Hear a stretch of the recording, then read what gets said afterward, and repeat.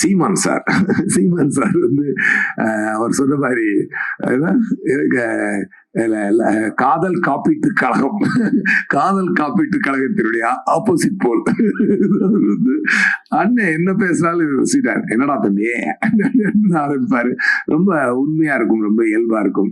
நான் கூட அந்த இங்கிலீஷ்ல trouble cause for my flourishing business, தலித்து வெந்தோரை தாண்டாக்கி கொள்ளல் நேரிசை வெண்பா புரியலையா கலக்கிட்டார் அண்ணன், கலக்கிட்டார். அப்பவே தெரியுது வந்து தியேட்டர்ல பெரிய பிளாஸ்ட் ஆக போகுதுரா அப்படின்னு.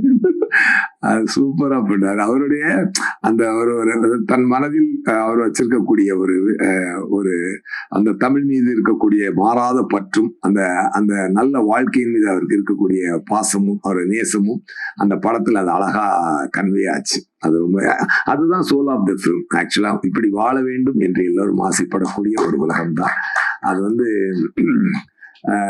விக்னேஸ்வரன் சார் ஒரு விஷயம் கூட நான் ஒரு இன்டர்வியூ பேசிட்டு இருக்கும்போது சொன்னாரு. அந்த மாதிரி அந்த சயின்ஸ் எவால்வ் ஆகும் பொழுது இந்த மாடர்ன் விஷயங்களை நம்ம இழக்காம இருக்க முடியாது.